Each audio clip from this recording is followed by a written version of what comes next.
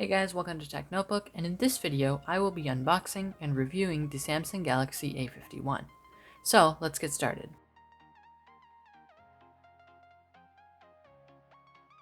Now let's get to the unboxing. So inside the box there is the phone on top, which is covered in plastic wrap. And once we pull up the phone, we see that there is a charging brick and a cable. But then I wondered where the paperwork was, and it was stuck to the lid of the box. But overall, the unboxing of this phone was a disappointment because the packaging was poor, and off camera I really struggled to get this box open. And there were no earbuds in the box, but I was fine with this as I did receive Galaxy Buds with the phone during Samsung's early promotional period.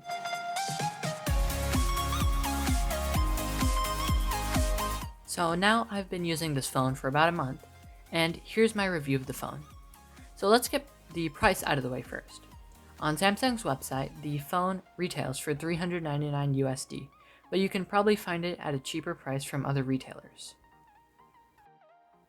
And for $400, the specs aren't that bad. The processor of this phone is the octa-core Exynos 9611. It's not flagship level, but the phone is $400. The screen is a 6.5-inch 60Hz 1080p Super AMOLED display.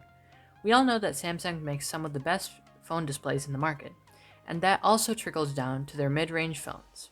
While this phone doesn't have the 120Hz or the 1440p resolution of the Galaxy S20 Ultra, there has to be a compromise to achieve the price.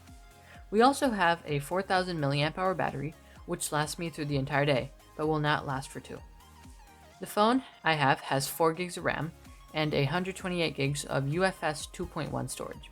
Again, not flagship level, but the price of the phone is $400. Looking at even flagship iPhones, they come with 64GB base spec, so in a $400 phone, having 128GB is amazing. So now, looking around the phone, we have a USB Type-C port, and right next to that we have a headphone jack, and finally we have a speaker, which is bottom firing. Here is the complete spec sheet of the phone.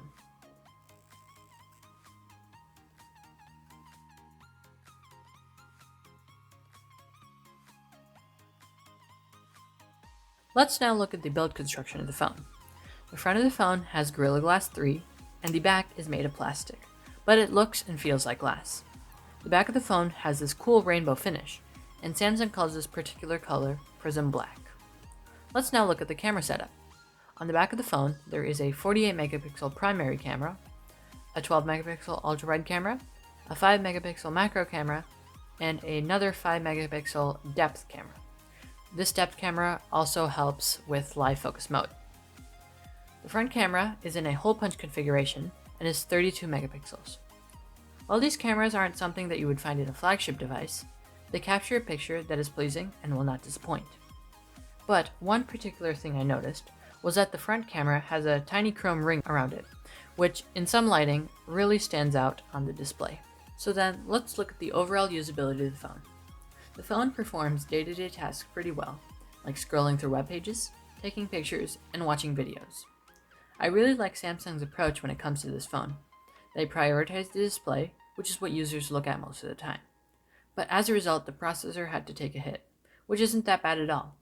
Mid-range phones are now getting pretty good, and they aren't that far behind flagships in terms of processing power.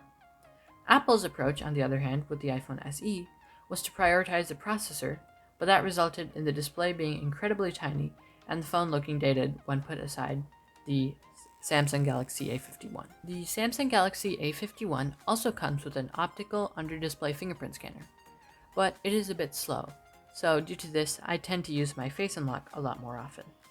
And now we have the software. This phone runs Android 10 with Samsung's One UI 2.1 out of the box, but I can't be certain about the longevity of this phone in terms of the software updates. I personally like One UI because of the one-handed optimizations and added customizability. But if you don't like it, there are some more themes that you can pick from the Galaxy theme store. Overall, I really like this phone, and I would recommend it to people who like Android and have a budget of around $400 to spend. But if you do have more money to spend on a phone like the OnePlus 8 5G or the Galaxy S10 would be a good buy. That being said, that is the end of this review of the Samsung Galaxy A51. Thanks for watching, and I will see you in the next video.